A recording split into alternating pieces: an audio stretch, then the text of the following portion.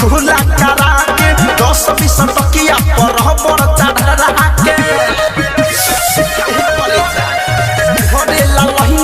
खुला करा के 10-20 टकिया पर चढ़ा के तोहर खबोल कवना परे किया रे धर हाथ मन कर जवना परे कितना पे यही पे बिछवना परे धर हाथ मन कर जवना परे कितना पे यही पे बिछवना परे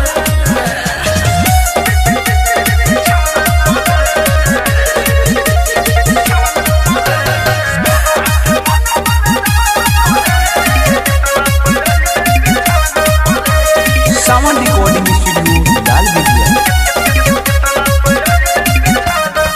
दिया रात भर तोहरे पनट लुटाई खत्म होई त जाके पेटीएम कराई रात भर तोहरे पनट लुटाई खत्म होई त जाके पेटीएम कराई अब डर नहीं बाटे कोनो आवाना से रे किया रे धर हाथ मन कर जवना परे कितना पे रही बे बिछवना परे धर हाथ मन कर जवना परे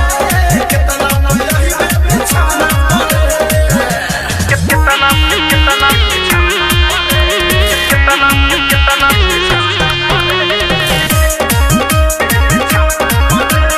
सावन रिकॉर्डिंग स्टूडियो डाल दिया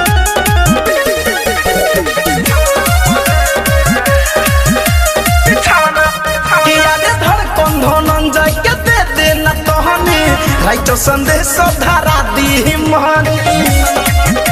अरे धनंजय के दे देना कहानी राइट संदेश धारा दी मानी न विवेक बुझी तोर भावना के रे किया रे धर हाथ मन कर जवना परे कितना पे रही बे बिछवना परे धर हाथ मन कर जवना परे कितना पे रही बे बिछवना खुला करा के 10-20 टकिया पर चढ़ा के तोहर